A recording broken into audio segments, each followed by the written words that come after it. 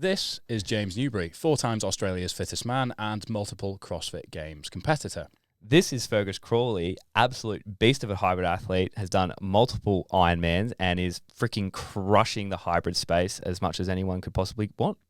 That's very kind. Thank you. We sit down today and discuss where our training methodologies cross over, where they don't, the lessons we've taken from the variety of disciplines we've trained in over the years, and actually have a few more potentially controversial conversations. Coming right up. The most decorated CrossFit athlete in Australia.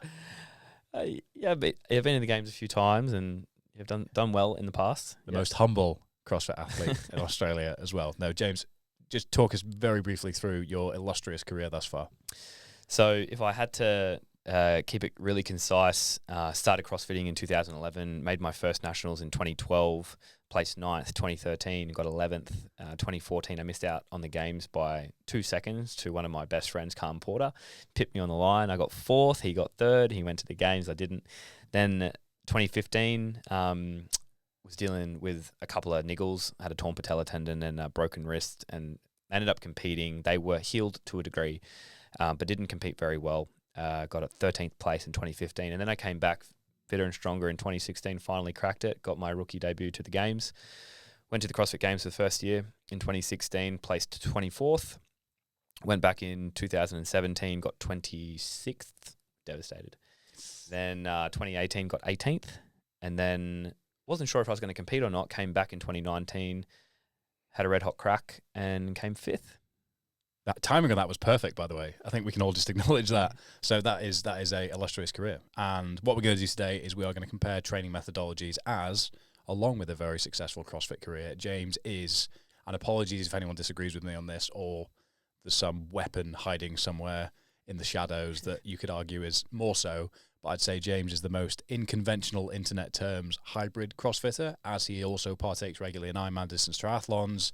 You've run a lot of marathons. You are more single discipline focused out with a CrossFit box than most other CrossFitters, I think is fair to say. So we're going to break down the similarities in our training, the differences, and potentially a little bit about what, from our perspective, with much more verified background to be able to do so, what CrossFit can do to develop and actually maybe broaden its net from an inclusivity point of view to reduce the entry point for people to get involved in essentially what is a very well-rounded fitness methodology. So training for the games, training for regionals, essentially we spoke on the Modern Mind podcast previously, which is available on audio and video, and if you want more context on James himself and a bit of a timeline, then do head there. But we spoke on that podcast about the delayed gratification, all the work that you did getting you to the games. Yeah. It wasn't, I've started working, I'm at the games. It was a lot more. It was 15 years of skill acquisition, GPP, and then 5 years of CrossFit training, and then the games, and then 3 rounds before you got to somewhere that you were happy with your position.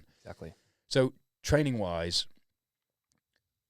once you develop the skill of CrossFit and you could fit in a box, you could immerse yourself in classes without having to sit things out, without having to scale. What did your training look like? What were the principles that underpinned your preparation for it? So prior to getting into the CrossFit box, I came, like, if you had asked me, do you think you're, relatively fit across the board overall, I would have said yes. I'm a good runner. I'm an okay runner. I'm not an elite runner, but I can run pretty well. Like I was running sub 19 5Ks at that particular time. I was running like a 9:45 3K time trial. I could probably deadlift at the time, maybe 180, back squat maybe 160, 155 or something like that. Bench press maybe 135. So in my mind at 20 years old, I thought I'm like fairly well rounded. And then jumping into the CrossFit gym, doing a wall ball, I was like, holy shit, this is rough. This hurts. This doesn't feel normal. Like, you can bench press 135, but throwing a 20 pound, 9 kilo ball up to the wall a handful of times is gassing me out to the nth degree. And I couldn't handstand push up if my life depended on it. So my overhead pressing strength was terrible. My overhead jerking strength was, fairly good as a beginner. Like, I think I walked into the gym and I could strict press maybe 57 or 60 kilos, but then I could jerk 120 straight off the bat. So wow. It was a strange comparison. Interestingly, my overhead strength is terrible and always has been. And even when I've done the work, it's something I've really struggled to adapt. Me too. Even when my bench press is, it peaked at 160. Yep. And I think if you ask me to overhead strict press 80 kilos at the time. Yeah. It might not have gone. Yeah, that's exactly mine. And typically what I put it down to is I can work, for instance, if I want to get better at pulling capacity and pulling volume, and I want to do more pull-ups, if I run a program alongside, say, a handstand push-up program, a pull-up program and a handstand push-up program over the course of 5 weeks, I will get significantly better percentage returns on my pulling program than I would my pressing program.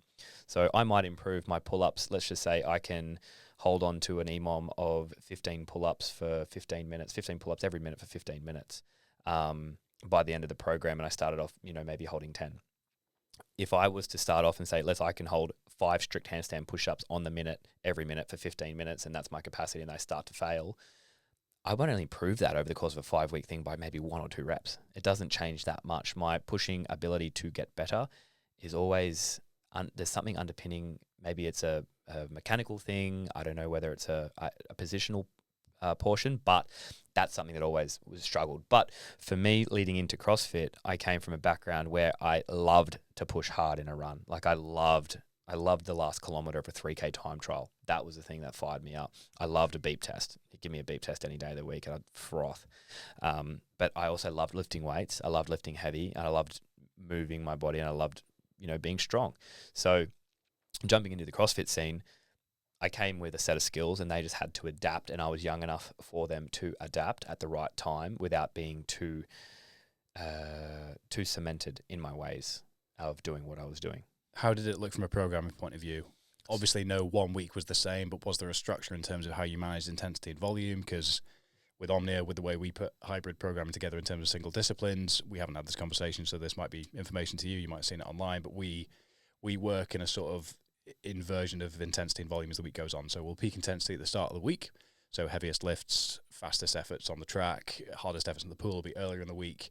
Midweek will be sub-threshold work, strength endurance stuff, and then the weekend will be aerobic focused, real steady stuff. So that essentially means that intensity is going like this and volume is going like this as the week goes on, and that allows us as coaches and as athletes to monitor the relationship between intensity and volume and make adjustments accordingly in terms of prescription, dosage, however you want to phrase it. So those are the parameters that we view hybrid training in Omnia Performance, our coaching business. Link in description down below if you're watching on YouTube, and down below if you're listening on the podcast. But were there structures and parameters like that you worked in, or were you in the camp that was GPP and randomization is the way to approach it? No, definitely not. So the best way to explain this, and this is like if I had to go through every program that I had touched in the last 10 years of doing CrossFit specifically, I would be here all day long. So I'm going to go to the most relevant, which is probably the most recent one where I placed well, but then my most recent camp, which was the hardest camp I've ever done, which was 2021. The way that we had approached it training with Proven, which was Tia Claire Toomey and Shane Orr, her coach and husband, who have a reasonable track record, it's fair to say. Yeah, they have a great track record. And the way that we approached our training was very unlike it. Yes, it is CrossFit, but yes, we did run a specific, in 2018 when we were competing for the regionals, which was one of my most flawless years at nationals. I think there was maybe 6 or 7 events and 3 of which I won. The other ones I was top 3 or top 4. So it was like a flawless weekend. I almost couldn't have had it any better. And prepping for that, Tia was getting ready for the Commonwealth Games for Olympic lifting, and she took gold medal there. And so we ran an Olympic lifting program alongside a track program, alongside a swimming program, alongside a CrossFit GPP program. And we were expected to do all those things and do them individually as specific parts of what someone would do for an Olympic lifting program alongside a track, a swimming.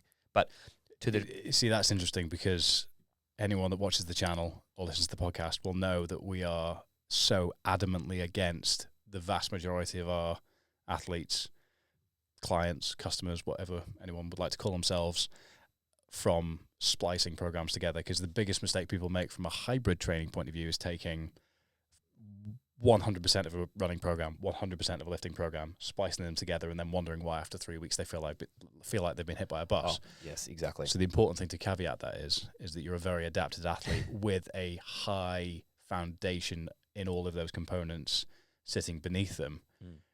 But it's interesting that that's directly contrarian to what we would suggest suggest or think at our end. So maybe not necessarily, because this wasn't programmed from a swimming coach or a specific running coach, but this was programmed. Shane put this into a program that he then adapted and had his own spin. So we weren't doing the type of, well, we actually probably were doing more volume in some ways, but we weren't running a swimming program to the point where we were doing 20 Ks in the pool per week. We were hitting maybe 2 pool sessions. So it was all in consideration of the other elements, but they were essentially pillars of each discipline within CrossFit.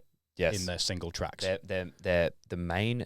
So if you look at a week block of training, and we looked at, at the time, Olympic weightlifting was very prominent. We needed to be at the sharpest we possibly could for regionals to be super sharp. So we were Olympic lifting 4 to 5 times a week, like an Olympic weightlifter would. But then swimming, for instance, we would only allocate 2 sessions. So we would pick 2 sessions that are the main priority out of a full week block.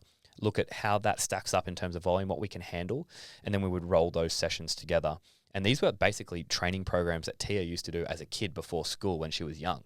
So we were taking those programs and implementing those. So we would be doing, 100 repeats, 200 repeats, 400 repeats as main sets. And then we'd also always finish off with drills and skills and openers and things like that. So we're always focusing on that. But then we went to the track and we would be running 30-meter sprints, 60-meter sprints, 100-meter sprints. Then we would be doing, 400 repeats on a particular time frame, like you would prep for, say, a mile. But then the way this works is, and Shane is so clued in to making sure this works well, is that when we lead into the open, it's very broad and general, and it's short, sharp, bursty work. It's hard and intense.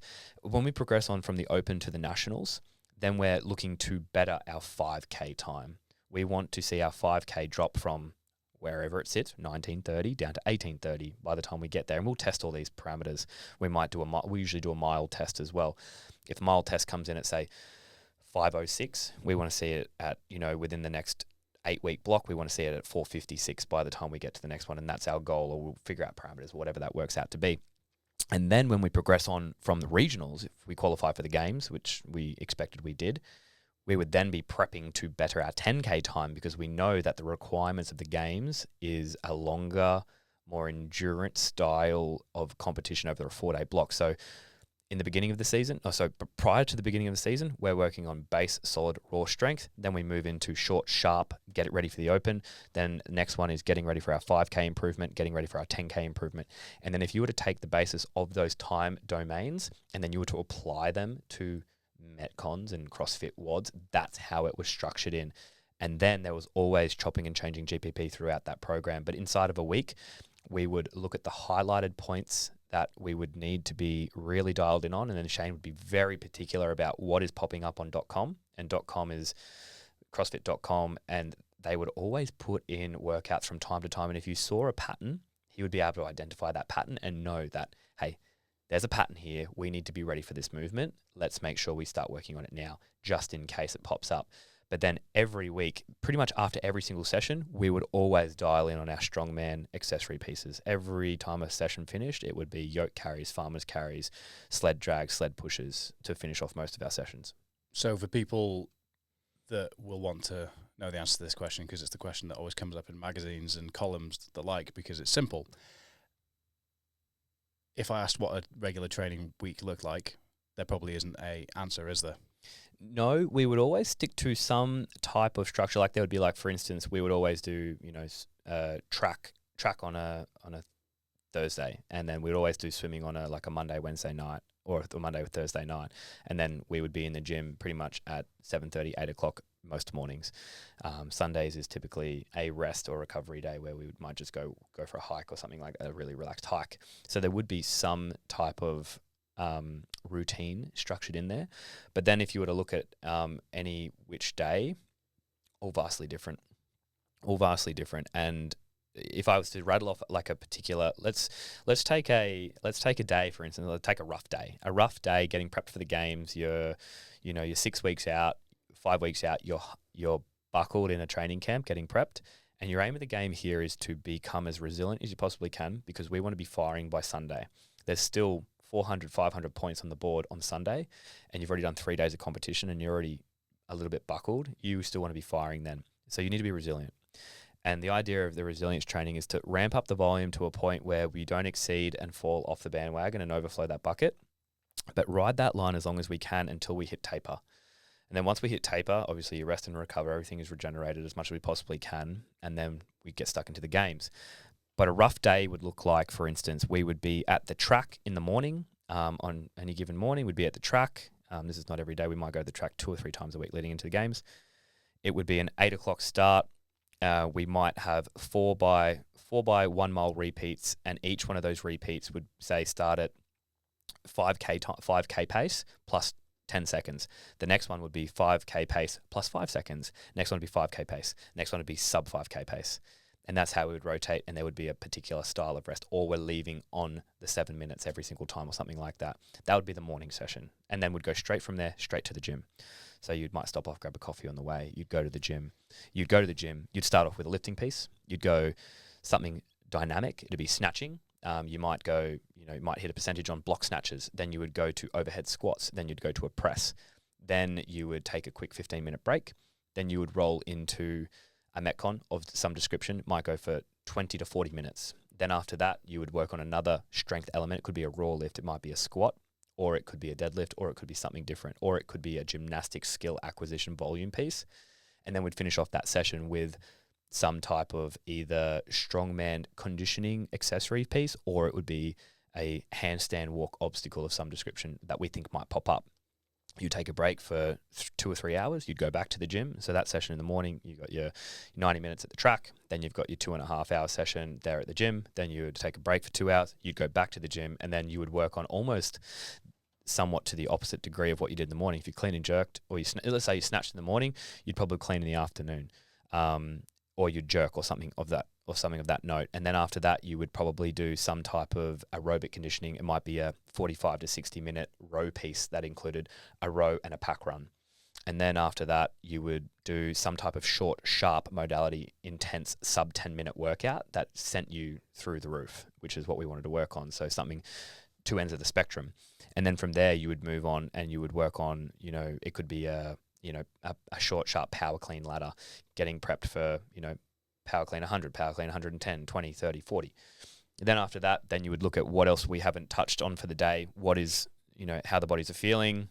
This is programmed in. We've got this. And then you might finish off with a really easy accumulate this volume for this, because we know this is a common theme at the games, and everything we did was purpose-based, and there was no junk miles in there. That was the biggest thing about Shane's program. There was 0 junk miles. Nothing was done without a purpose or forethought put into it. So if we were doing something, I knew that we were doing something for a reason, and that was it. And then, and if we didn't do that afternoon session, or we didn't do the track in the morning, so if we missed the track and went straight to the gym, we'd do the gym session, and then we'd be at the pool that night.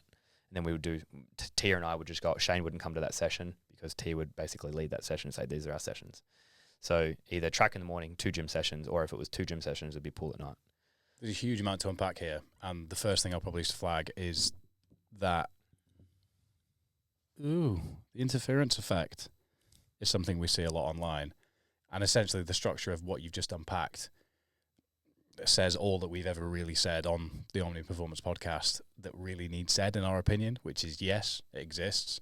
Yes, the meta-analysis is there. Yes, you can cherry pick from it and say, oh, well, but the interference effect, does it restrict your top-end ability to adapt to the demands that you're putting upon yourself? Yes, it does. Does that stop you from being able to adapt to the demands you're putting upon yourself? No, it doesn't. It doesn't blunt them in the sense of an on and off switch. It just reduces your ability to adapt at the top end. But the more adaptive the athlete, the more somebody will be able to respond. So I think that's something I want to make clear, because in YouTube comments, podcast comments, there's a lot of, oh, but the interference effect, well, how do you bear this in mind? How many hours should I separate things? There's principles that can underpin it. But at the top end, when it comes to exposure to the stimulus that you were exposing yourself to, you were able to adapt in the right direction, which obviously came from a huge foundation of fitness beneath that. But that's the first point I want to mention, is for anyone sitting there thinking, oh, well, everything James has just said unpacks and contravenes my understanding of the interference effect. And that's probably because the interference effect doesn't matter nearly as much as some people on the internet have made you feel it should. So that's point 1.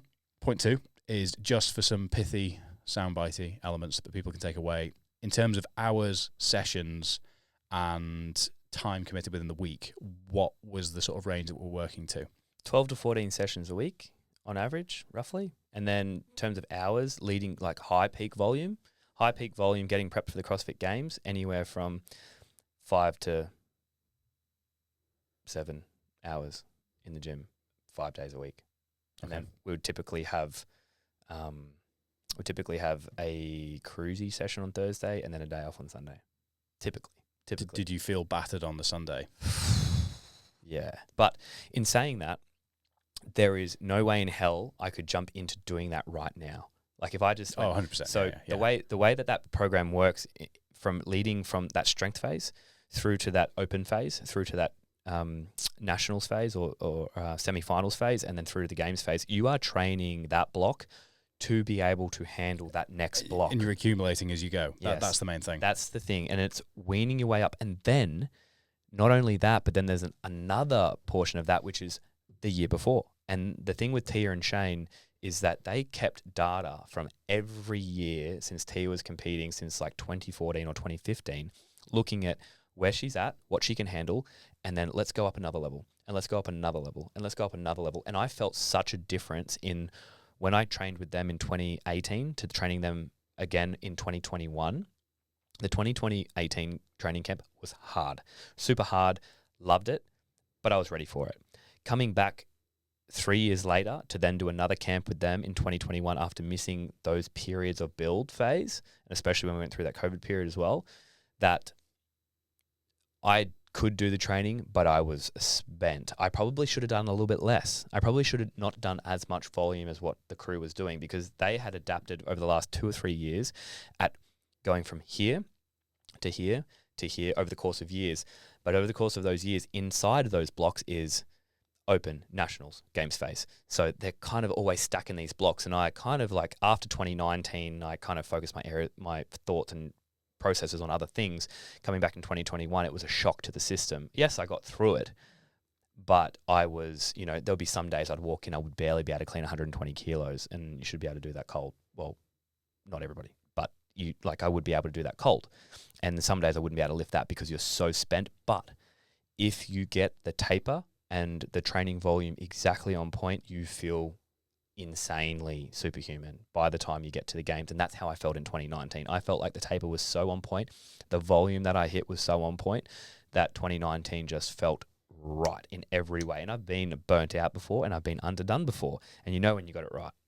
It's fascinating that you mention, I mean, I'm in no way a CrossFit Games athlete, and I've never trained with that range of disciplines contained within the context of a training cycle, first of all, before anyone comes at me.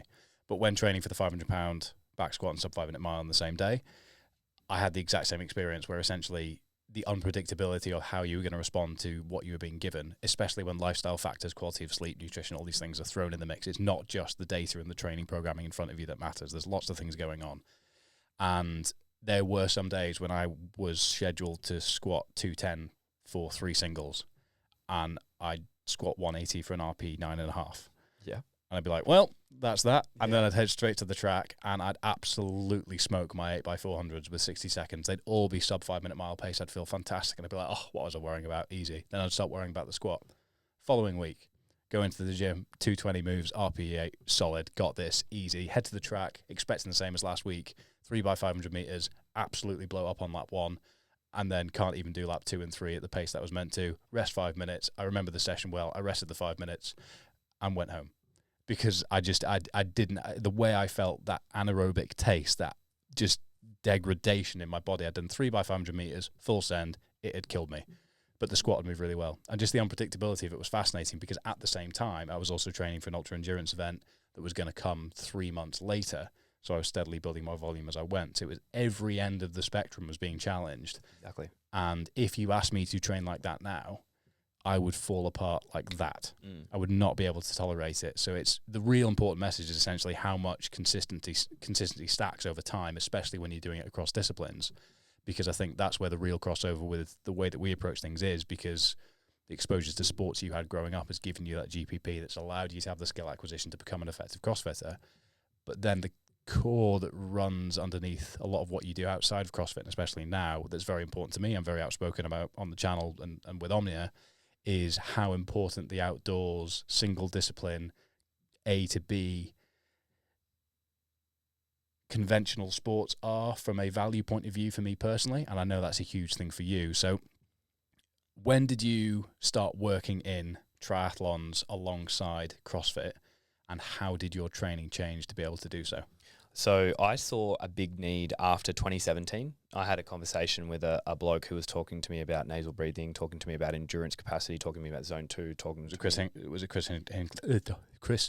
I can't say his name. No. What's happened there? I'm too hot. That wasn't Too him. Australian. That wasn't him It anyway. was actually Brian McKenzie. Okay. Brian McKenzie. So all that was for nothing. Yeah, Chris Hinshaw. No, so Yeah. So I was trying to say the wrong name as well. What a mess. Sorry, everyone. I would cut this, but it's been so embarrassing. I'm just going to leave it in. no, it's great. Please continue. So BMAC was talking to me about how important he thought endurance was going to be becoming in the CrossFit Games, and how it's going to play such an integral role moving forward in the games and how well people do. So I thought, okay, I'm going to get ahead of the curve here. I'm going to start adding in some zone 2 work for a couple of hours, maybe once or twice a week, and to see how that pans out. And so what I did was, I didn't actually do 2 sessions. I did one session that was long, 90 minutes to 2 hours of nose breathing only at zone 2 heart rate. And then I added in some protocols that were a bit shorter than that. And then I also added in some other things that fired me up. Like I started racing Criterium as well. So just on the bike, just hardcore lactic for 45 minutes as a race in a situation that was unknown to me, which was cool. And I added those sessions in. And then I did those off my own bat on top of my program. I did them. So the program that I got for CrossFit, then I thought, my volume feels good. I feel good. When you chose to do that, were you aware that you had the space to give, though? Yes. Yeah. Exactly. And I had arranged my life to understand that I could give more.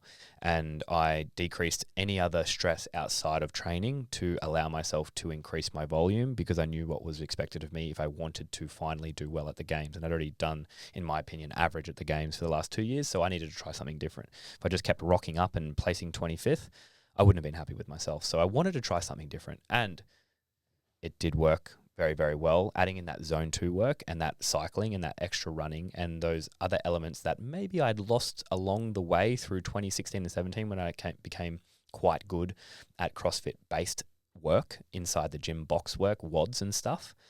It really, number one, it made me feel great. Number two, it actually improved my WODs exponentially. It improved my ability to recover. And then it also allowed me to perform better when these things popped up. So I was spending maybe an extra 3 or 4 hours a week doing some extra auxiliary stuff that was based around zone 2, A to B, conventional cycling, swimming, running, over and on top of my base CrossFit program. What were the initial feedback mechanisms that you had? Did you immediately feel like your recovery was improved? Did you feel like the zone 2 work was underpinning the work you were doing elsewhere? Did you start to feel fatigue accrue more than you would have done previously because of the additional volume? What were your initial findings, having been one of the sort of pioneers of really pushing endurance in its real sense, not in the 20-minute 175 heart rate sense that CrossFit likes to put across? I don't. How did you see that improve you? I felt like every time I introduced a swimming program or a regular, not even a program, a swimming routine into my weekly practice, that my WODs felt like I could breathe, like I could take a step from one movement to the next, and inside that step, I'd take one decent deep breath, and I was back on point. That's how I felt. I felt like I'm able to recoup my composure in 1 or 2 breaths rather than taking 4 or 5. See, that's a big part as well. I mean, I know you talk about breath work, but the disparity in mentality from a 100-meter sprint versus a 100-mile run, the mentality it takes is totally different, but they're both uniquely difficult. And I think what I've gained a huge amount of value from moving from powerlifting, which is go, rest 10 minutes, eat some Skittles, go, rest 10 minutes, eat a squares bar, go, rest 3 hours, and then you'll bench. It's great. I wasn't even taking the piss. That was exactly how I used to exist. And then the other end of the spectrum, which is real deliberated, strategic, slow, steady, continued, adapting as things go wrong, changing here, this was the plan, but let's do this. They're very different mentalities. Do you feel that you benefited from a psychological point of view in terms of being able to apply a more deliberated approach to WODs, shorter efforts, when it came to full sending, as if you had more faith in seeing it through because you had that ability to endure? 100%. It makes you confident as shit. You know that you are, when you go and do those sessions, you know that no one else is doing them. So you just get this automatic arousal that you're like, I'm doing other things that people aren't either thinking about or worried about or ever going to think or ever going to put into play. So number one, that's just a confidence building thing. But then also when you start to see the difference in how you carry yourself in a workout with the added zone 2 work inside of that, you start to approach your 15-minute workouts at a better pace. You start to become more relaxed and a more efficient mover. And if you can make up time on every movement and use less energy every time you move that barbell or move your body in space, you're becoming more confident as an athlete. And then when you rock up to competition, mindset is going to be one of the biggest beasts you can overcome. And if you go into that competition in good mindset and at a good arousal level, knowing that you're a confident, well-prepared athlete, you will conduct yourself in a way that implements all those things that you've done. And adding in the zone 2 and adding in the endurance-based work, the longer 2-hour sessions, that just allowed me to handle the workload, not only inside the WODs, but also knowing that I could recover faster than anybody else at the same time on a national level. The analogy that jumped into my head as you were unpacking all that there is a violin would not be very effective at being a violin if it only had 75% of its strings. That's it, yeah. We have different energy systems to build and contribute to one another. And whilst, yes, you can be very good at playing one string of the violin, if you don't have the other notes, chords, I'm running out of violin terms to throw around here. Stradivariuses, that's the type of violin, I think. A very expensive one, I believe.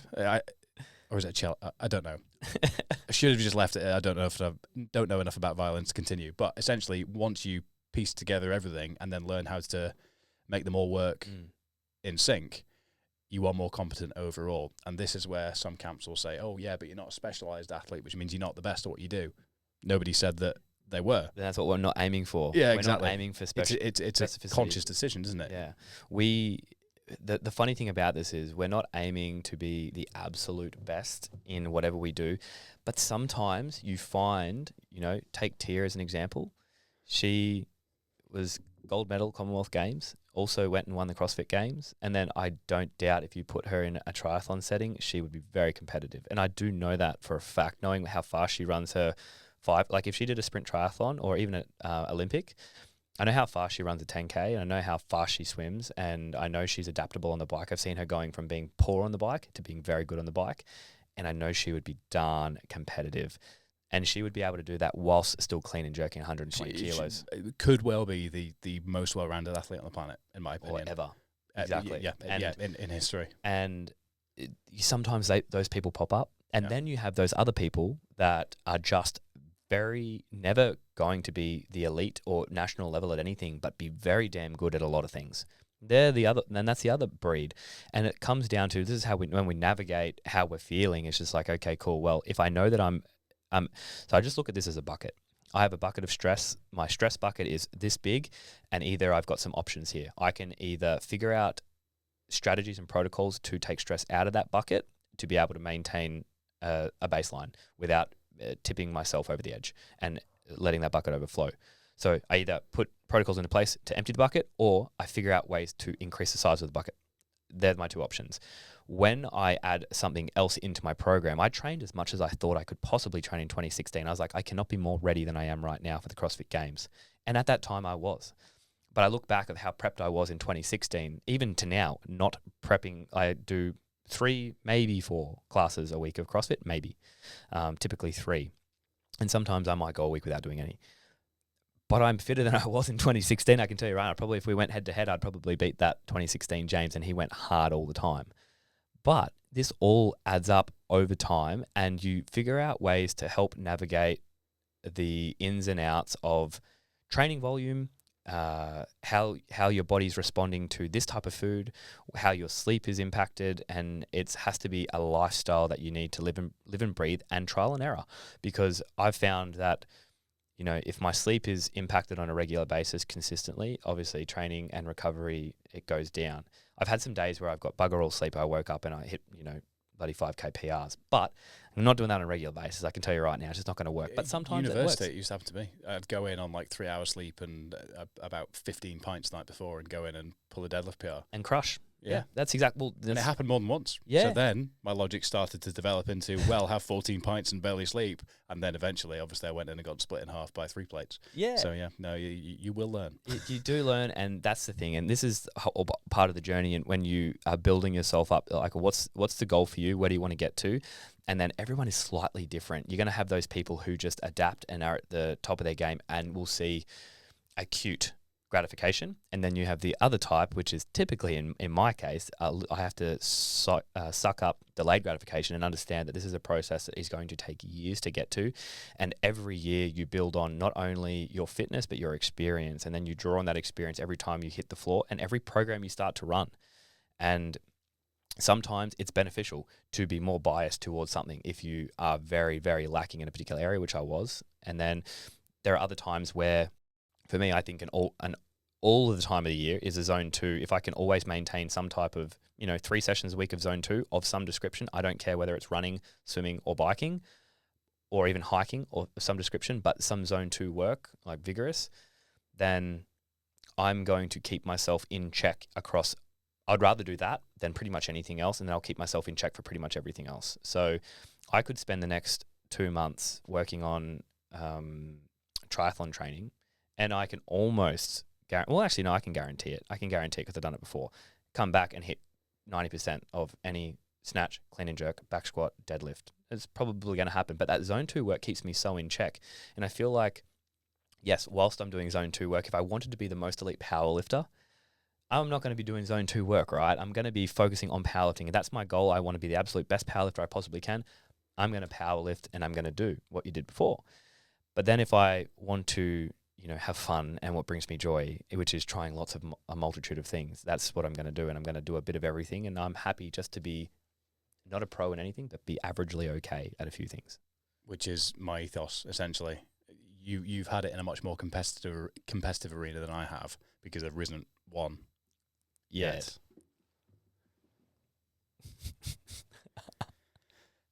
For a hybrid athlete point of view.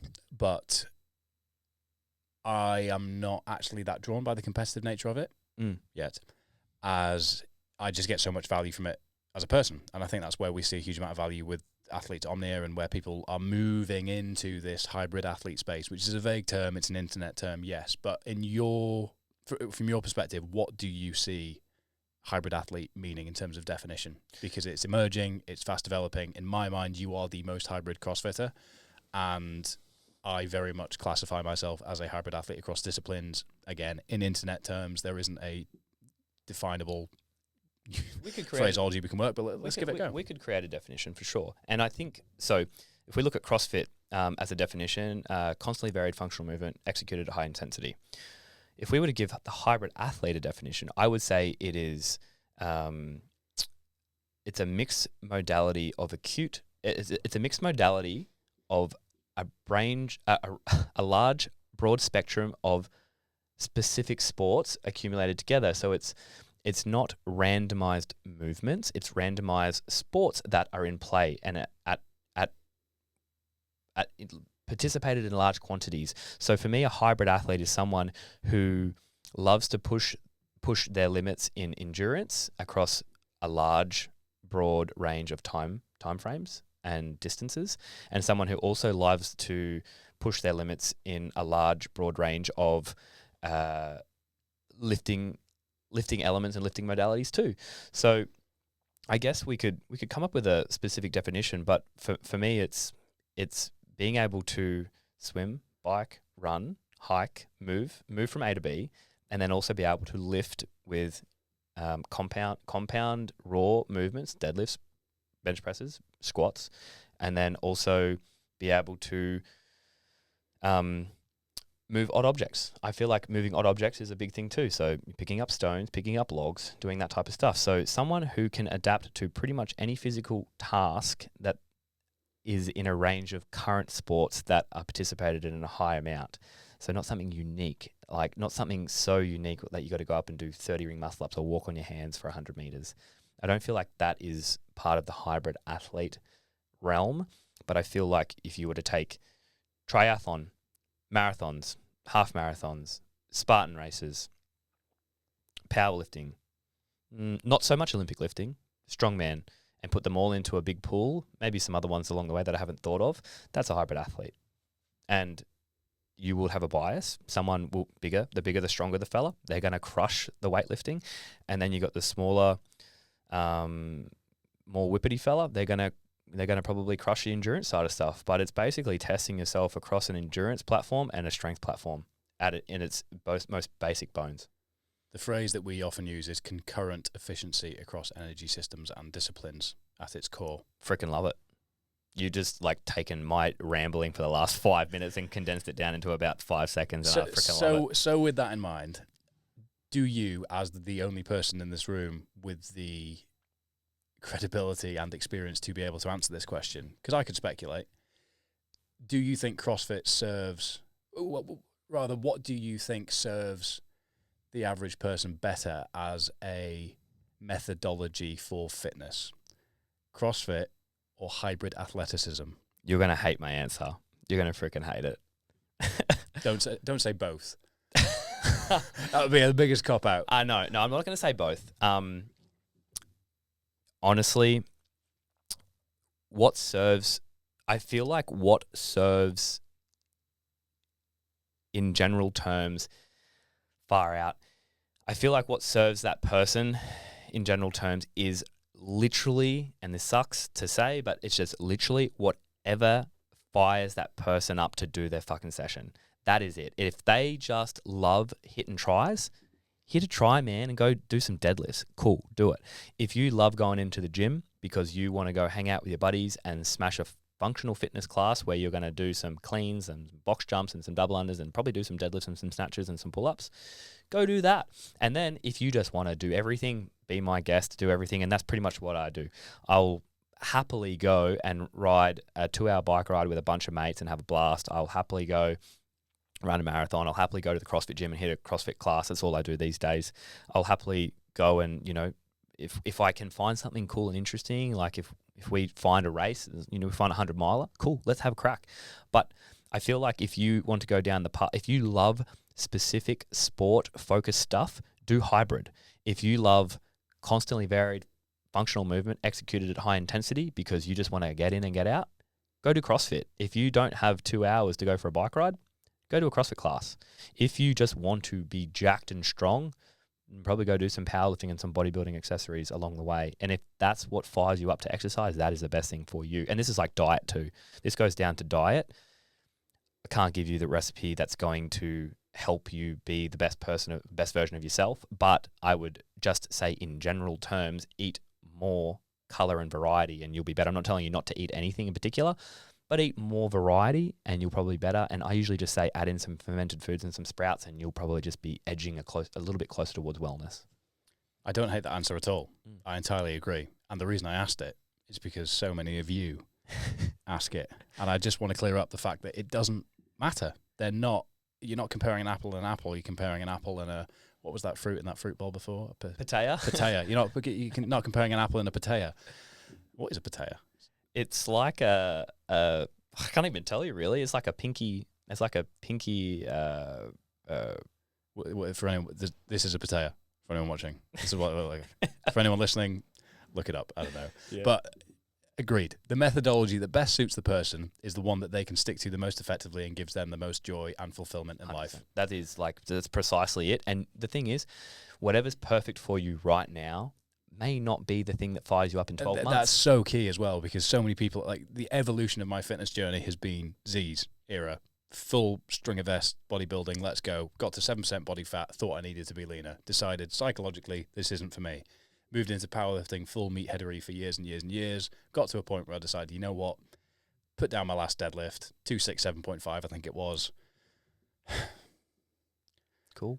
Yeah, it's like, all right. Sweet, great. What's next? Go home, have a pizza, go to work tomorrow. And then what I found from exposing myself to a variety of demands over the years is all of the individual things that those demands give you and how that has actually lifted me up as a person internally. And then as an athlete, once, to bring the violin analogy back, once I have all the strings on the bow, I can play the violin more effectively. And therefore that gives me a better way to explore the world, a better way to interact with people, a better way to socialize with people. The confidence that if you said, Fergus, 100 quid on the table, run a marathon tomorrow, I'd go, oh, for fuck's sake.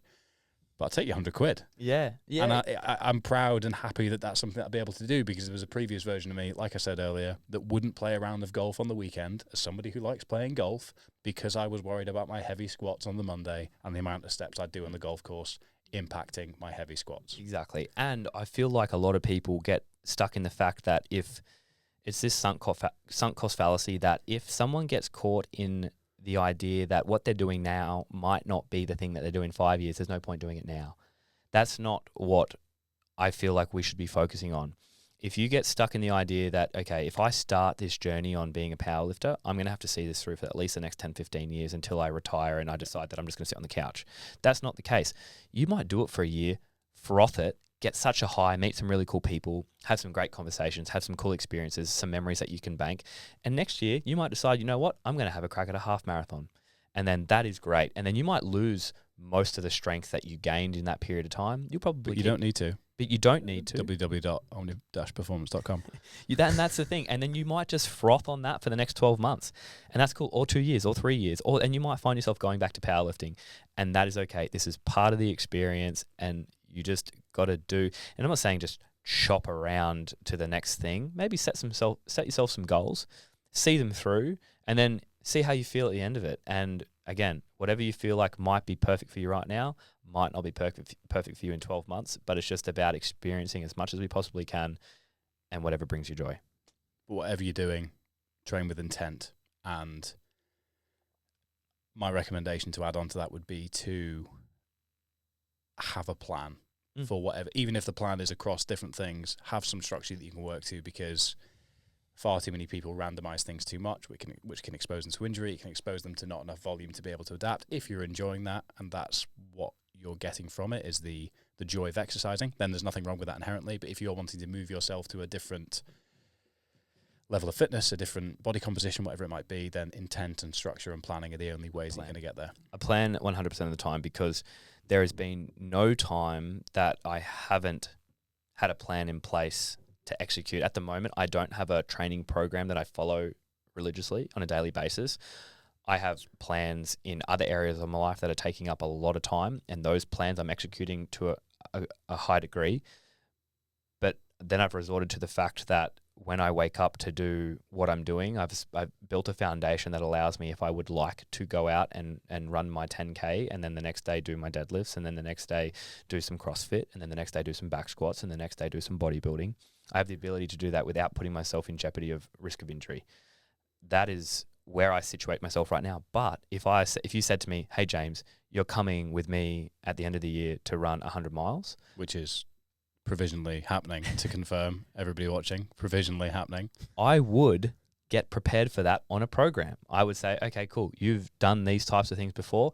Get me as well prepared as I possibly can, so I am not the anchor that slows us the fuck down. You know what I mean? And it's a nice place to move slowly, to be fair. So yeah, you'll be okay. But no, it's planning and stick to that routine. And the best thing you can possibly do in every aspect is, I said this in the last podcast, chop wood, carry water. Be the most consistent worker in the room and do the basics really well, and you'll be elite in whatever you do. Phenomenal. Thank you again for a fantastic conversation. Pleasure. And more to follow. Yes, let's go. Is how we'll leave that.